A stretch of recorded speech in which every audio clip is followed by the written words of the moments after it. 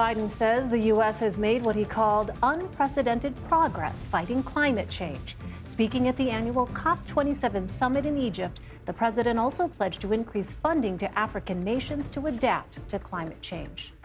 Let's bring in Eric Roston now for more on this. He is a climate reporter for Bloomberg. Eric, welcome. So what changes, if any, do you expect to see come from the 27th annual COP Climate Summit? Hi, thanks for having me. The interesting thing about this COP is the most monumental thing to change may have occurred before it began. I don't even know how many thousands of people are meeting in Egypt. These COP UN talks every year draw tens of thousands of people. A simmering issue in recent years is called loss and damage. Sometimes it's called climate reparations, sometimes compensation. The basic idea is that countries that have developed early, like the United States and Europe, caused climate change. But the people who are suffering from climate change already are people in developing countries. This came to a head earlier this summer as Pakistan withered just unbelievable, unprecedented flooding. Going into COP, Pakistan was on everybody's minds and is still a focal point as poor nations ask rich nations to help them deal with the problem at hand.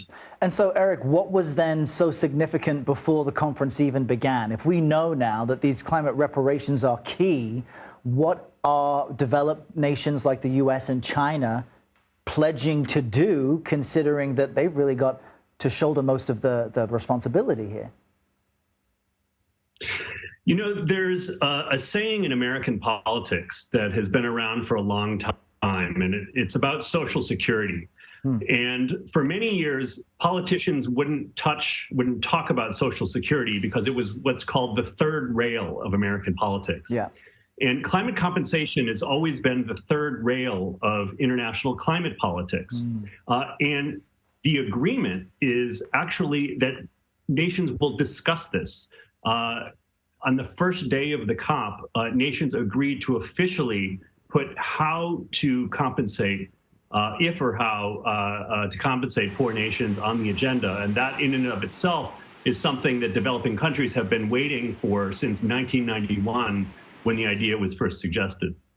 Well, we are, though, at a heightened level of international tension. Energy markets have been upended by the ongoing war in Ukraine. Inflation is near an all-time high. And the U.S. and China, the world's two largest economies and the world's largest polluters, are at odds. So realistically here, how are these leaders in attendance expecting to actually work together in an effort to preserve the planet? I'm an advocate of the long view. As I'm a journalist and I'm appearing here on a news program, and our entire industry tends to focus on, appropriately, the right now and the what just happened. Climate change is a little bit different. And one article I wrote yesterday, I think helps understand why I think this. There's virtually no improvement between this year and last year on the projected temperature change we're likely to see because of greenhouse gas emissions.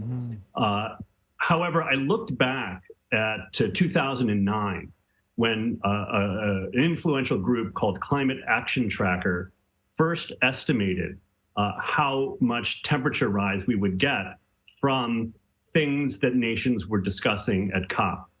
So while there was no change between last year and this year, between 2009 and this year, there was a 1.5 degree drop in the projection for global warming.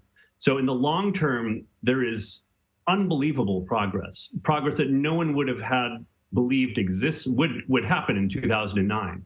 But getting back to your specific question, there is no doubt that there is a lot of chaos in the world, and it is impinging on everybody's ability to agree or even sit down at the same table in some cases. You're right. This entire year in the energy sector globally has been about Russia's invasion of Ukraine and consequences for energy markets.